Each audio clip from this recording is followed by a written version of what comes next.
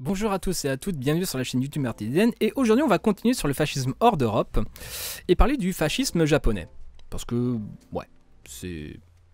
Je crois qu'il y avait la série là, c'est le maître du haut château, le bouquin de Philippe Cadic aussi, qui avait un peu parti dans ce délire là, d'ailleurs le livre n'est pas fini, enfin bref.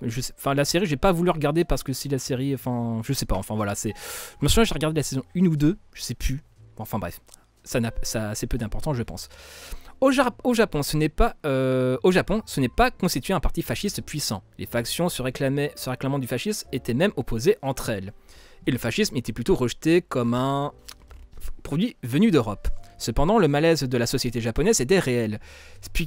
Spéculation et scandale, grande richesse des uns et misère des autres, capitalisme envahissant avec des survivances de féodalité, toute puissance théorique de l'empereur et impuissance réelle, système parlementaire troublé par la faiblesse des partis politiques et les élections truquées, etc. À la différence de ses homologues en Europe, la classe dirigeante, grand propriétaire industriel, n'avait jamais été pénétrée par le libéralisme, les trusts gardaient des structures fermées et des anciens clans. L'inflation a touché la petite bourgeoisie des villes et la paysannerie. Certes, l'immobilisme de la société japonaise, le sens de la hiérarchie sociale et de la discipline du peuple japonais ont empêché les révoltes.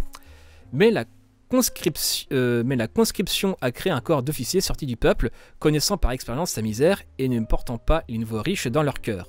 D'autre part, la classe des guerriers, les petits nobles, les samouraïs, qui sont désormais des déclassés, sont devenus des anticapitalistes réactionnaires. C'est dans ces deux catégories que le fascisme recrutera. Après, il y en a certains qui me disent que les classes moyennes n'existent pas. On va pas dire les noms. Mais le fascisme ne serait jamais un mouvement de masse violent, cette explosion volcanique des passions humaines dont parlait Hitler.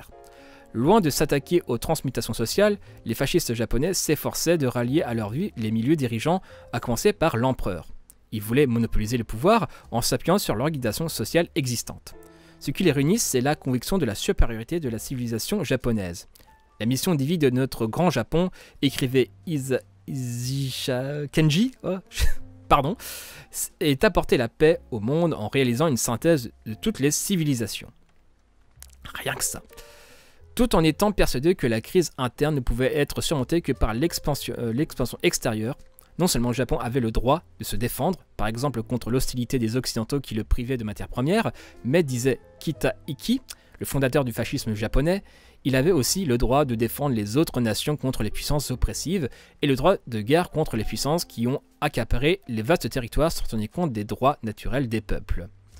Ici, le fascisme japonais rejoint ses homologues italiens et allemands et la théorie nazie de l'espace vital.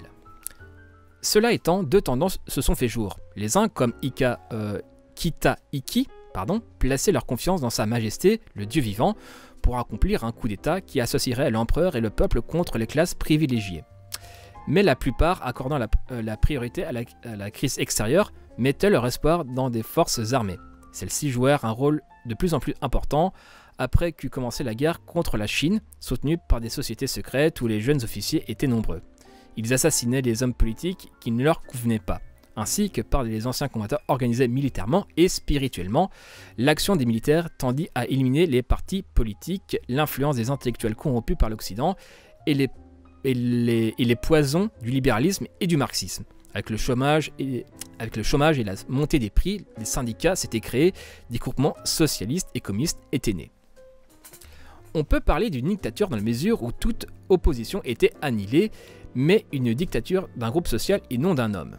Si à partir de 1940, un totalitarisme s'implanta progressivement avec l'institution d'un syndicat et d'un parti unique, l'intégration de l'économie dans l'effort de guerre, la suppression totale des libertés, ce n'est pas un parti nouveau qui fit la révolution fasciste, mais une élite traditionnelle. La masse a été détachée du libéralisme et de la démocratie pour être soumise à une bureaucratie uniformisatrice, mon Dieu, je l'ai bien prononcé, et brassée par la mobilisation. Le fascisme japonais a ainsi composé avec les forces sociales existantes et a réussi à les soumettre, jusqu'au sursaut de Mikado en août 1945. Mais il n'a pas pu instaurer une direction politique unifiée pour engager et gagner la guerre de conquête. En particulier, les rivalités et le manque de coordination entre l'armée et la marine sont à l'origine de bien des échecs. Et donc c'était sur la partie sur le fascisme japonais, puis assez instructif je trouve. Effectivement, le fascisme est tellement élastique en fait qu'il arrive à s'adapter aux conditions de chaque pays. C'est un truc qui est pas assez dit, parce qu'on pense que le fascisme c'est forcément des gens en costard Hugo Boss, etc. Enfin, l'image même du fascisme est vampirisée par l'Allemagne, enfin le national-socialisme, pardon. Donc voilà, c'est mais il peut très bien s'implanter à l'autre bout de la planète, etc. Prendre des spécificités aussi. Effectivement, le fascisme est une notion assez mouvante. Pas forcément, contrairement au libéralisme ou au marxisme, là où il y a des notions bien définies, le fascisme ne s'embarrasse pas de tout ça. Enfin bref, c'était Martin Eden en direct du Goulag. Bisous à vous!